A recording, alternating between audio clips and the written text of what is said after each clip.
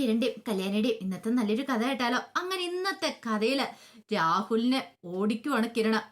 രാഹുൽ ഓർത്തോണ്ടിരുന്നേ രക്ഷപ്പെട്ട് പോകാന്ന് കരുതിയിരുന്ന, പക്ഷെ കിരണിന്റെ മുന്നിൽ നിന്ന് രക്ഷപ്പെടാൻ രാഹുലിന് പറ്റിയില്ല. കാരണം രാഹുൽ എവിടെയുണ്ടെന്നുള്ള സത്യങ്ങളൊക്കെ കിരൺ മനസ്സിലാക്കിയിട്ടുണ്ടായിരുന്നു. ഒടുവില് ഓടിച്ചൊരു കടപ്പുറത്തിന് അങ്ങോട്ടേക്ക് കൊണ്ടുവരുവാണ്. രാഹുലിന് പിന്നെ ഒരിടത്തേക്ക് ഓടാൻ പറ്റിയില്ല. കിരൺ പിന്നാലെ തന്നെയുണ്ട്. അവിടെ കൊടുത്തിട്ട് അടിക്കുവാണ് രാഹുലിനെ. അങ്ങനെ ഒടുവില് അടി കൊണ്ടു കഴിഞ്ഞപ്പോ രാഹുൽ വീണു. വീണ് കഴിഞ്ഞപ്പോ രാഹുൽ എന്ത് ചെയ്തു? കല്യാണിയെ കുത്തി ആ കത്തി എളിയിൽ ഇങ്ങോട്ട് എടുത്തു കഴിഞ്ഞിട്ട് കിരണിന്റെ നേരെ അത് ഓങ്ങിക്കൊണ്ട് ചെല്ലുക. കിരണിന് ലെവലേശം പേടി തോന്നിയില്ല. കിരൺ ഒറ്റ തൊടിയായിരുന്നു ആ കൈക്കിട്ട്. കത്തിയൊക്കെ തെറിച്ച് പോയ വഴി കണ്ടില്ല. പിന്നെ അവനെ എടുത്തിട്ട് പഞ്ഞിക്കിടുവാണ്. അപ്പോഴേക്കും രതീഷും കൂടെ വന്നു. രതീഷ് വന്നിട്ട് രാഹുലിനെ അങ്ങോട്ട് കൈയൊക്കെ കൂട്ടിപ്പിടിച്ചു. കിരൺ നല്ലവണ്ണം തന്നെ അവിടെ ഇട്ട് ചതച്ചവനെ. രാഹുലിനെ എഴുന്നേക്കാൻ പറ്റാത്ത ആ ഒരു സ്ഥിതിയിലേക്ക് കൊണ്ടേയാക്കി. പിന്നീട് പെട്ടെന്ന് കിരൺ പറഞ്ഞു, എടാ രതീഷെ, നീ പോയി കാർ എടുത്തോണ്ട് വാ, വേലുവിനെ വിളിച്ചു പറ. ഇവനെ നമ്മൾ പറഞ്ഞിടത്തേക്ക് തന്നെ നമുക്ക് കൊണ്ടാവാന്ന് പറഞ്ഞു, കാട്ടിലേക്ക് തന്നെ. അങ്ങനെ ഒടുവിൽ രാഹുലിനെയും കൊണ്ട് അവര് കാട്ടിലേക്ക് വരുവാണ്. വേലും കിരണും രതീഷും രാഹുലിന്റെ ചുറ്റും നിൽക്കുവാണ്. അപ്പോഴേക്കും രാഹുൽ ചോദിച്ചു, എന്നെ എന്തിനാ ഇങ്ങോട്ടേക്ക് കൊണ്ടുവന്നേന്ന് ചോദിച്ചു. അപ്പോഴേക്കും വേലു പറഞ്ഞു, നിന്നെ മലദൈവങ്ങൾക്ക് ബലി കൊടുക്കാനാന്ന് പറഞ്ഞു. അത് കേട്ടപ്പോ രാഹുൽ ഒന്ന് ഞെട്ടി. രാഹുൽ പറഞ്ഞു, എന്നോട് ക്ഷമിക്കണം കിരണേ, ഇനി ഞാൻ അങ്ങനെയൊന്നും ചെയ്യത്തില്ല, എനിക്കൊരു അബദ്ധം പറ്റിയതാ. അബദ്ധമോ? ഒറ്റ അടിയായിരുന്നു രാഹുലിന്റെ കർണം തീർത്ത്. നിനക്ക് അബദ്ധമോ? എടാ എത്ര വട്ടമാടാ നീ ഇത് പറയണേ? എന്നിട്ട് നീ നന്നായോ? ഇല്ല, നീയേ എന്റെ കല്യാണിയെ കുത്തി. അവള് ക്രിട്ടിക്കൽ സ്റ്റേജിലാ കിടക്കണേ. അമ്മാതിരി കുത്ത, അവള് മരിക്കാൻ വേണ്ടിയിട്ടുള്ള കുത്താ നീ കുത്തിയത്. നിന്നെ ഞാൻ വെറുതെ വരണം. നിന്നോട് ഞാൻ ക്ഷമിക്കണമല്ലേ? ഈ ജന്മത്തിൽ ക്ഷമിക്കില്ല എന്ന് പറഞ്ഞു.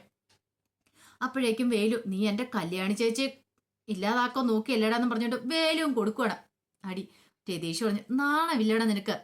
നിന്റെ മകളും ഭാര്യയും കൊച്ചുമോളും ഒക്കെ കിരണിന്റെ ഒക്കെ സംരക്ഷണം സുഖമായിട്ട് ജീവിക്കുന്നുണ്ട്. എന്നിട്ടോ നീ എന്താടാ ചെയ്തത്? നിനക്ക് മര്യാദയ്ക്ക് ജീവിക്കായിരുന്നല്ലോ, അവസരം ഉണ്ടായിരുന്നല്ലോ. എന്നിട്ട് നീയോ? എന്നെ കൊണ്ട് ഒന്ന് പറയിപ്പിക്കണമെന്ന് പറഞ്ഞു. അപ്പോഴേക്കും കിരൺ പറഞ്ഞു, ഇവനെ പിടിക്ക്, കൊണ്ടുപോവാന്ന് പറഞ്ഞു. എങ്ങോട്ട് കൊണ്ടുപോകാനാ? മലദൈവങ്ങൾക്ക് ബലി കൊടുക്കാനാണെന്ന് ചോദിച്ചു. വേലു പറഞ്ഞു, എടാ മലദൈവങ്ങൾ പോലും നിന്റെ ബലി സ്വീകരിക്കില്ല എന്ന് പറഞ്ഞു. അല്ല, നിന്നെ കൊടുത്തിട്ടുണ്ടെങ്കിൽ സ്വീകരിക്കില്ല, കാരണം അത്രയ്ക്ക് ദുഷ്ടനല്ലേ നീന്ന് ചോദിച്ചു. കിരൺ പറഞ്ഞു, ഒരു കാര്യം ചെയ്യാം, അങ്ങോട്ടേക്ക് പിടിച്ചോളാൻ പറഞ്ഞു. ആ സമയത്ത് രാഹുൽ പറഞ്ഞു, എന്തിനാന്ന് ചോദിച്ചു. അപ്പോഴേക്കും രതീഷ് പറഞ്ഞു, നിന്നെ പൊരിക്കാനാന്ന് പറഞ്ഞു. പൊരിക്കാനോ? കിരൺ പറഞ്ഞു, ഇവനെ പൊരിച്ച് തിന്നാൻ പോലും പറ്റില്ല, മൃഗങ്ങൾക്ക് പോലും കൊടുക്കാൻ പറ്റില്ല, അത്രയ്ക്ക് വിഷമല്ലേ ഇവന്റെ ശരീരത്തില്, അതുകൊണ്ട് അതും പറ്റില്ല എന്ന് പറഞ്ഞു. ഒടുവില് കിരണും അവരും കൂടെ വിളിച്ചുകൊണ്ട് ഉൾക്കാടിനെ അങ്ങോട്ടേക്ക് കൊണ്ടുപോകണം. അപ്പൊ പോകുന്ന വഴിക്ക് തന്നെ കിരൺ പറഞ്ഞു, ഒരു കാര്യമുണ്ട്, നിന്നോട് പറയണ്ടെന്ന് കരുതിയിരുന്ന ഇനി പറയാതിരിക്കാൻ പറ്റില്ല, അതും കൂടെ നിന്നോട് പറയണം. നിന്നെ കുറച്ച് വിചാരണയും കാര്യങ്ങളൊക്കെ ചെയ്യാനുണ്ട് എന്ന് പറഞ്ഞു. അങ്ങനെ കുറച്ചുകൂടെ അകത്തേക്ക് ഏറ്റിക്കൊണ്ടുപോയി അവിടെ നിർത്തുവാണ്. ഈ സമയത്ത് കിരൺ പറഞ്ഞു, നിനക്കറിയാവോ, ഇതുപോലെ ഈ കാട്ടിലേക്ക് മുമ്പ് ഒരുത്തം വന്നിട്ടുണ്ടായിരുന്നു, ഒരു ഗംഗാ പ്രസാദ്. അവനിവിടെ വന്ന് കുറെ വിലസി. അതിനുശേഷം എന്ത് ചെയ്തു? വീണ്ടും നാട്ടിലേക്ക് വന്നു കാർത്തിയൊക്കെ കൊല്ലാൻ വേണ്ടിയിട്ട്. പക്ഷേ ഒടുവിൽ എന്ത് ചെയ്തു? അവന്റെ വിലസല് ഞാൻ അങ്ങോട്ട് നിർത്തി. എന്താന്ന് നിനക്ക് മനസ്സിലായില്ലേ? കാർത്തികയുടെ കല്യാണത്തിനന്ന് അവൻ അങ്ങോട്ടേക്ക് വന്നായിരുന്നു കാർത്തിയെ ഷൂട്ട് ചെയ്യാനായിട്ട്. അവിടെ വെച്ച് ഞാൻ അവനെ അങ്ങോട്ട് ഫിനിഷ് ചെയ്തു. ഇപ്പൊ അവൻ ഈ ഭൂലോകത്തില്ല, ഭൂമി ജീവനോടെ ഇല്ല, അവൻ മണ്ണിനടിയില്ല. എവിടെയാണെന്നറിയോ? എന്റെ വീട്ടിലെ മണ്ണിനടിയിൽ തന്നെയാന്ന് പറഞ്ഞു. അത് കേട്ടപ്പോ രാഹുലിന് വല്ലാത്തൊരു ഞെട്ടല്. രാഹുൽ ഇത് ഒരിക്കലും പ്രതീക്ഷിച്ച കാര്യമായിരുന്നില്ല. എടാ, ഇപ്പൊ നിന്നോട് ഇതൊക്കെ എന്താന്ന് പറയുന്നതെന്ന് വെച്ചാൽ ഇനി ഇത് പുറത്തു പോലും അറിയാം, കാരണം നീ ഈ കാട്ടിൽ നിന്ന് പുറത്തു പോകാൻ പോകുന്നില്ല. അതുകൊണ്ട് ഇനി നിനക്ക് ആരോടും ഇത് പറയാനും പറ്റില്ല. ഏറ്റവും വലിയ ദുഷ്ടനായിരുന്നു ഗംഗാപ്രസാദ്, അവനെ ഞാൻ തീർത്തു. ഇനിയുള്ള നീയും വിക്രമാണ്. അങ്ങനെ നീയും വന്നേക്കുന്നു. ഇനി വിക്രം ജയിലിൽ നിന്ന് ഇറങ്ങിയ സമയത്ത് അവൻ ഇതുപോലെയാ വരുന്നെങ്കിൽ ഇതേ ഗംഗാപ്രസാദിന് പറ്റിയ വിധിയായിരിക്കും അവനുണ്ടാകാൻ പോകുന്നത്. അതുപോലെ തന്നെ നിനക്ക് വരാനിരിക്കുന്ന വിധി, മണ്ണിന്റെ അടിയിലേക്ക് പോകാനുള്ള. ഒരു നിമിഷം രാഹുലിന് എന്ത് ചെയ്യണമെന്ന് എത്തില്ല, വല്ലാത്തൊരു ഞെട്ടലായിരുന്നു. ആ സമയം വേലു പറഞ്ഞു, സാറേ വെറുതെ വിടൽ ഇവനെ എന്ന് പറഞ്ഞു. ഈ കാട്ടിൽ തന്നെ ഇവനെ വെച്ചൊന്ന് തീർക്കണമെന്ന് പറഞ്ഞു. ഈ സമയത്ത് രതീഷ് പറഞ്ഞു, ഇനിയിപ്പം നിന്റെ ജീവിതം കാട്ടിലാടാന്ന് പറഞ്ഞു. അത് കേട്ട് കഴിഞ്ഞപ്പോ കിരൺ പറഞ്ഞു, കാട്ടിൽ ഇവൻ ജീവിക്കാനോ? ഒരു കാരണവശാലും ഇല്ല. ഇവനേനും ഭൂമിക്ക് വിധ വെച്ചോണ്ടിരുന്നിട്ടല്ലേ കാര്യമുള്ളൂ. കാട്ടിൽ ഇവനെ ജീവിക്കാൻ പറ്റുന്നുണ്ടെങ്കിലേ ഇവിടെയുള്ള ആൾക്കാർക്ക് പോലും ഇവനൊരു ശല്യമായിട്ട് മാറും. കാരണം കാട്ടിലുള്ള ആൾക്കാർക്ക് ഇത്തിരി വിദ്യാഭ്യാസം കാര്യങ്ങളും കുറവുണ്ടെന്നുള്ളൂ, പക്ഷെ അവര് മനുഷ്യപ്പറ്റുള്ളവരാ. നിന്നെ പോലെ ക്രൂരനല്ലടാ. നാട്ടിൽ ജീവിച്ചിട്ട് നിനക്ക് വിദ്യാഭ്യാസം വിവരമൊക്കെ ഉണ്ട്, പക്ഷെ പറഞ്ഞിട്ട് കാര്യമില്ല. നിന്നെ പോലെയുള്ള ദുഷ്ടനെ കാട്ടിക്കൊണ്ടുന്നിട്ട കാടും കൂടെ നീയൊക്കെ മുടിക്കും. അതുകൊണ്ട് വാടാന്നും പറഞ്ഞുകൊണ്ട് അവനെയും കൊണ്ട് കൊണ്ടുപോയി. രാഹുലാണ് ആകെപ്പാടെ ടെൻഷൻ അടിച്ച് എന്ത് ചെയ്യണം, തന്നെ ഇവർ കൊല്ലുക എന്നൊരു ചിന്തയായിരുന്നു രാഹുലിന്റെ മനസ്സിൽ. ഇതേ സമയത്ത് കല്യാണിന്റെ അടുത്തേക്ക് നേഴ്സ് വന്ന് നോക്കുവാണ്. കല്യാണി ഇങ്ങനെ കണ്ണടച്ച് തന്നെ കിടക്കുവാണ്. കല്യാണിക്ക് ഒരു മാറ്റം കാര്യങ്ങളൊന്നും ഉണ്ടായിരുന്നില്ല. കാരണം കല്യാണി ഇതുവരെയായിട്ട് കണ്ണൊന്നും തുറന്നിട്ടുണ്ടായിരുന്നില്ല. അങ്ങനെ കുറച്ച് സമയം ഇങ്ങനെ നേഴ്സ് കല്യാണിയെ തന്നെ നോക്കിയിട്ട് പിന്നീട് പുറത്തേക്ക് അങ്ങോട്ട് ഇറങ്ങി പോവാണ്. ഈ സമയത്ത് രാഹുലിനെ കൊണ്ടൊരു കൊടും കാടിനുള്ളിലേക്ക് വരുവാണ് വേലും രതീഷും കിരണും ഒക്കെ. പിന്നീട് അവിടെ വന്നു കഴിഞ്ഞപ്പോഴത്തേനും കിരൺ വേലുവിനോട് ചോദിച്ചു, അല്ല വേലു, നിനക്ക് ഈ സ്ഥലം നല്ല പരിചയമുള്ളതാണോ? പരിചയമുണ്ട് സാറേ, പക്ഷെ ഞങ്ങളൊന്നും ഇങ്ങോട്ടേക്ക് വരാറ് പോലും ഇല്ല. കാരണം പകൽ സമയത്ത് പോലും ഇവിടെ കുറുനരികളുടെ എല്ലാ ശല്യമുണ്ട്. അതുകൊണ്ട് ഞങ്ങൾ ഇങ്ങോട്ടേക്ക് വരാറില്ല എന്ന് പറഞ്ഞു. അപ്പൊ ഇത് തന്നെ പറ്റിയ സ്ഥലം എന്ന് പറഞ്ഞു. പിന്നെ ആരും ഇങ്ങോട്ടേക്ക് വരത്തു പോലും ഇല്ലാന്ന് പറഞ്ഞു. ഈ സ്ഥലം എല്ലാവർക്കും ഒരു പേടിയാന്ന് പറഞ്ഞു. ആ സമയം രാഹുൽ പറഞ്ഞു, മോനെ നീ എന്നെ എന്ത് ചെയ്യാൻ പോവാ, എന്ത് ചെയ്യാൻ പോവാന്നോ? ഇവിടെ വെച്ച് നിന്നെ അങ്ങോട്ട് തീർക്കാൻ പോവാന്ന് പറഞ്ഞു. മോനെ നീ ഒന്നും ആലോചിച്ച് നോക്കിയേ, നിന്നെ കുഞ്ഞുനാളിലെ കൈ പിടിച്ചു നടത്തിയത് ഞാനാ. നിന്നെ സ്കൂളിലേക്ക് കൊണ്ടുപോയിക്കൊണ്ടിരുന്ന ഞാനാ. അതൊക്കെ നിനക്ക് ഓർമ്മയില്ലേ? നിന്റെ അമ്മേനെയൊക്കെ നോക്കി ഞാനാന്ന് പറഞ്ഞു. അത് കേട്ട് കഴിഞ്ഞപ്പോഴത്തേനും കിരൺ പറഞ്ഞു, ആ പോരട്ടെ, ഇനി എന്തേലും ഉണ്ടെ ഇങ്ങോട്ട് പോരട്ടെ എന്ന് പറഞ്ഞു. എടാ മോനെ, എന്നെ അതുകൊണ്ടൊന്നും ചെയ്യരുത്. നിന്നെ വളർത്തി വലുതാക്കി ഞാനല്ലേ. എന്തുകൊണ്ടാണോ അത്? എന്തുകൊണ്ടാ താൻ അങ്ങനെ ചെയ്തേ? എന്റെ അച്ഛനെയും അമ്മയും തമ്മില് എത്ര വർഷക്കാലം താന് വഞ്ചിച്ചു. കാരണം അവരെ തമ്മിൽ പിരിച്ചത് താൻ ഒറ്റ ഒരുത്തനല്ലേ. എന്റെ അമ്മയെ എന്റെ അച്ഛനെ നടത്തി മാറ്റിയത് നിങ്ങളല്ലേ. എന്നിട്ടോ എന്റെ അമ്മയെ വശത്താക്കി വെച്ചോണ്ടിരുന്നു. ശരിക്കും പറഞ്ഞിട്ടുണ്ടെങ്കിൽ എന്റെ അച്ഛന് എന്റെ കല്യാണത്തിന് പോലും വന്നത് എങ്ങനെയാണെന്നറിയോ? മുഖം മറച്ചുകൊണ്ടാ വന്നേ. അതൊന്നും ഞാൻ മറന്നിട്ടില്ല. അത് മാത്രമാണോ? താൻ എന്തൊക്കെ പരിപാടികളാണോ ചെയ്തേ? എന്റെ കല്യാണിയുടെ കല്യാണം മുടക്കാൻ വേണ്ടിയിട്ട് ആ പറയുന്ന രാജപ്പനെ കൊണ്ടും അങ്ങനെ പലരെ കൊണ്ടും കല്യാണം വിവാഹം കഴിപ്പിക്കാൻ ശ്രമിച്ചില്ലേ? എല്ലാം താൻ ചെയ്ത ക്രൂരതകളല്ലേന്ന് ചോദിച്ചു. അതും പോരാഞ്ഞിട്ട് എന്റെ കല്യാണിയെ നീ കുത്തി കയറിയില്ലെന്ന് ചോദിച്ചിട്ട് ഒറ്റ ഒരെണ്ണം അങ്ങോട്ട് കൊടുത്തു. തെറിച്ചു പോയി രാഹുൽ അവിടെ വീഴുവാണ്. പിന്നീട് പതുക്കെ എഴുന്നേറ്റ് വരുവാണ്. ആ സമയത്ത് രതീഷ് പറഞ്ഞു, വിടല്ലേ ഇയാളെ, നിങ്ങളുടെ ജീവിതം നശിപ്പിച്ചല്ലേന്ന് ചോദിച്ചു. അതെ, എൻ്റെ അച്ഛനും അമ്മയും കൂടെ നല്ല സന്തോഷത്തോടെ ജീവിക്കണ്ട. എന്നിട്ട് ഇങ്ങേര് പറയുന്നത് കേട്ടില്ലേ, ഇങ്ങേര് എനിക്ക് ചെയ്തു തന്നെന്ന്. ശരിക്കും താനുണ്ടല്ലോ, തന്നെ പണ്ടേ ഞാൻ കൊല്ലണ്ടെന്ന് പറഞ്ഞു. പക്ഷേങ്കില് ഓരോരോ സമയത്ത് ഓരോ പ്രശ്നങ്ങൾ താൻ ഉണ്ടാക്കുമ്പോൾ നന്നാവുന്നൊരു പ്രതീക്ഷയോടുകൂടി കാത്തിരുന്ന തൻ്റെ മോളും തൻ്റെ ഭാര്യയൊക്കെ വരെ മാറ്റം വന്നു. തനിക്കറിയാവോ? കുറെ പ്രശ്നങ്ങളൊക്കെ ഉണ്ടായി കഴിഞ്ഞപ്പോൾ തൻ്റെ മോൾക്ക് ഭ്രാന്ത് പിടിച്ച് ഹോസ്പിറ്റലായ സമയത്ത് എന്താ സംഭവിച്ചതെന്ന്, ആ സമയത്ത് ഞാൻ പോലും എതിർത്തിട്ട് കല്യാണിയാണ് അവളെ ജീവിതത്തിലേക്ക് തിരികെ കൊണ്ടുവന്നേ. ആരും വേണ്ടാതെ കിടക്കുന്ന അവളെ ജീവിതത്തിലേക്ക് കൊണ്ടുവന്ന് ഞങ്ങളൊക്കെയാണ്.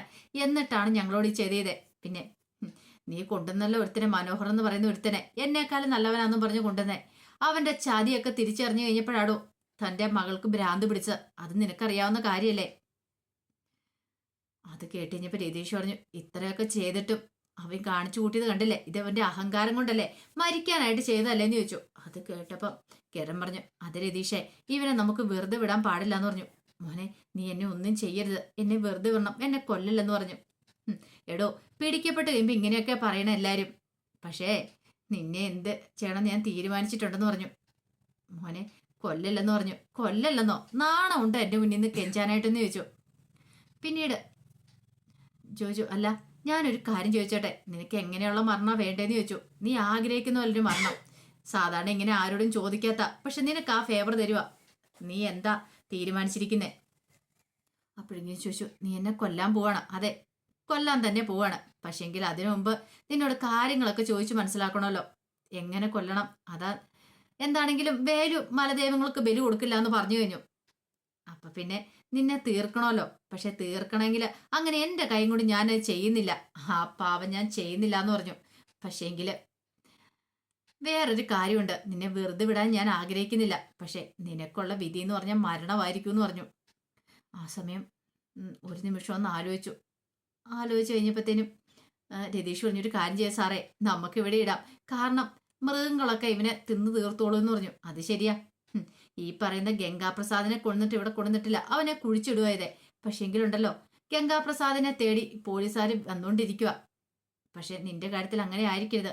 പോലീസുകാർ വന്നാലും അവർക്ക് ഒരിത്തിരി അവശിഷ്ടങ്ങൾ പോലും കിട്ടരുത്. കാരണം എവിടെയെങ്കിലും കുടിച്ചിട്ടുണ്ടെങ്കിൽ ഏതെങ്കിലും കാലത്ത് പൊങ്ങി വരികയും ചെയ്യും. അങ്ങനെ പോലും ഉണ്ടാവില്ലത്. അങ്ങനെ ഒരു മരണമായിരിക്കും നിനക്ക് വിധിക്കാൻ വേണ്ടി പോകുന്നത്. അത് കേട്ടപ്പോൾ രാഹുലിന് പേടിയെ മൃഗങ്ങളുടെ മുന്നിൽ ഇട്ട് കൊടുക്കുമെന്നൊരു പേടി. പെട്ടെന്ന് രാഹുൽ പറഞ്ഞു, മോനെ നീ അങ്ങനെയൊന്നും ചെയ്യരുത്. നീ വേണമെങ്കിൽ എന്നെ കെട്ടി തൂക്കിക്കോ, എന്നാലും മൃഗങ്ങളുടെ മുന്നിൽ ഇട്ട് കൊടുക്കരുത്. ആ, ഇതാണ് എനിക്ക് അറിയേണ്ടിയിരുന്നേ. അപ്പൊ നിനക്ക് പേടിയുണ്ടല്ലേ? അങ്ങനെയാണ്, അങ്ങനെ തന്നെ ചെയ്യാം. നിന്നെ ക്രൂരമായിട്ടേ കൊല്ലത്തുള്ളൂ. പെട്ടെന്ന് നിന്നെ കൊന്നാൽ ശരിയാകത്തില്ല. മോനെ നീ എന്നെ പുഴയെ മുക്കിക്കൊന്നു. പുഴയെ മുക്കിക്കൊല്ലാനോ? അങ്ങനെ വന്നിട്ടുണ്ടെങ്കിൽ നീ പെട്ടെന്ന് മരിച്ചു പോയില്ലടാ. നീ ചെയ്ത ക്രൂരതകളൊക്കെ നിനക്ക് അനുഭവിക്കണ്ടേ? അതുകൊണ്ട് ഒരു കാര്യം ചെയ്യാം, നിന്നെ എന്ത് ചെയ്യണമെന്ന് ഞാൻ തീരുമാനിച്ചു കഴിഞ്ഞു. ഇഞ്ചിഞ്ചായിട്ട് വേണം നീ മരിക്കാനായിട്ട്. ചെയ്തു പോയ ക്രൂരതകളൊക്കെ ഓർത്തിട്ട് നിന്നെ മൃഗങ്ങൾ കടിച്ചു കയറുന്ന സമയത്ത് നീ ഇങ്ങനെ ഓർക്കണം താൻ എന്തൊക്കെ പാവം ചെയ്തിട്ടുണ്ടെന്ന് എന്ന് പറയാണ്. അത് കേട്ട് കഴിഞ്ഞപ്പം രാഹുല് ഞെട്ടി വിറയ്ക്കുകയാണ്. അപ്പോഴേക്കും വേലുവിനോടൊക്കെ പറഞ്ഞു ആ കയറങ്ങെടുക്കാൻ പറഞ്ഞു. അങ്ങനെ കയറെടുത്ത് കഴിഞ്ഞപ്പോഴത്തേനും അവനെ പിടിച്ചു മരത്തിലേക്ക് കെട്ടുവാണ്. രാഹുലിന് കരയാനല്ലാതെ വേറൊന്നിനും സാധിക്കുമായിരുന്നില്ല. അതേസമയം സരയു കല്യാണിയെ കാണാനായിട്ട് ആ മുറിയിലേക്ക് വരുവാണ്.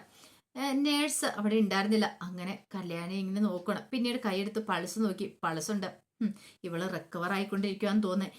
വേണമെങ്കിൽ ഇപ്പൊ ഇവളെ തനിക്ക് കഴുത്ത് ഞെരിച്ച് കൊല്ലാവുന്നുള്ളൂ. പക്ഷെ അങ്ങനെ വന്നിട്ടുണ്ടെങ്കിൽ തന്റെ കള്ളത്തരം പൊളിയും. തനിക്ക് കിരണിനെ സ്വന്തമാക്കാനായിട്ട് സാധിക്കില്ല. ഒരുപക്ഷെ അന്ന് തന്റെ അച്ഛൻ കുത്തിയ സമയത്ത് ഒന്നുകൂടെ സ്ട്രോങ് ആയിട്ട് കുത്തുമായിരുന്നെങ്കിൽ ഇവള് തീർന്നു പോയനെ. തനിക്കിപ്പോൾ ഇങ്ങനെ ടെൻഷൻ അടിക്കേണ്ട വരത്തില്ലായിരുന്നു. എന്നാലും ഇവളൊന്ന് തീർന്നു കിട്ടിയാൽ മതിയായിരുന്നു എന്നൊക്കെ വിചാരിച്ചിങ്ങനെ സരു കല്യാണിയെ തന്നെ നോക്കിക്കൊണ്ടിരിക്കുകയാണ്. സരുവിനൊരു നിരാശയായിരുന്നു. കല്യാണി ഇത്ര സമയമായിട്ട് മരിക്കാത്തതുകൊണ്ടൊരു ബുദ്ധിമുട്ടൊക്കെ ഉണ്ടായിരുന്നു. ആ സമയത്ത് കാർത്തിയുടെ അടുത്തേക്ക് പ്രകാശം വന്നു. ഉള്ള ചായ കിട്ടുകൊണ്ട് കൊടുക്കണം കാർത്തിക്ക്. ഇതെന്താ വെച്ചാ അച്ഛൻ ചായയൊക്കെ വെച്ചോന്ന് ചോദിച്ചു. അതേ മോളെ ചായ വെച്ചു. അല്ല അമ്മയോട് പറഞ്ഞാൽ മതി, അമ്മ വെച്ചു വരുമായിരുന്നല്ലോ. അതിന്റെ ആവശ്യമൊന്നും ഇല്ലാന്ന് പറഞ്ഞു. എനിക്ക് വെക്കാളെന്ന് പറഞ്ഞു. അല്ല മോളെ കല്യാണി മോള് വിളിച്ചോന്ന് ചോദിച്ചു. ആ അത് പിന്നെ ഇടയ്ക്ക് എപ്പോഴോ വിളിച്ചായിരുന്നു, സൈറ്റിലായിരുന്നു പറഞ്ഞു. ആണോ? ഞാൻ വിളിച്ചിട്ട് എന്നിട്ട് കിട്ടുന്നുണ്ടായിരുന്നല്ലോ. കിരണിനെ വിളിച്ചു കഴിഞ്ഞപ്പോൾ കിരൺ പറഞ്ഞു കല്യാണിയെ വിളിച്ചിട്ട് വിളിക്കാന്ന് പറഞ്ഞിട്ട് വിളിച്ചതില്ല. എനിക്കെന്തോ ഒരു പന്തികോട് തോന്നുന്നുണ്ടല്ലോ എന്ന് പറഞ്ഞു. അത് കേട്ട് കഴിഞ്ഞപ്പോൾ കാർത്തി ഒരു ഞെട്ടലോട് കൂടി നോക്കുവാണ് പ്രകാശനെ. അപ്പൊ അതിന്റെ വിശേഷങ്ങളൊക്കെ എന്ന് കാണുന്നത്. ഇതിന്റെ ബാക്കി വിശേഷങ്ങളുമായിട്ട് വൈകുന്നേരത്തെ പ്രൊമോയി വരാട്ടോ. ഒരിക്കൽ കൂടി എല്ലാവർക്കും ശുഭദിനം നേർന്നുകൊണ്ട് നിർത്തുന്നു.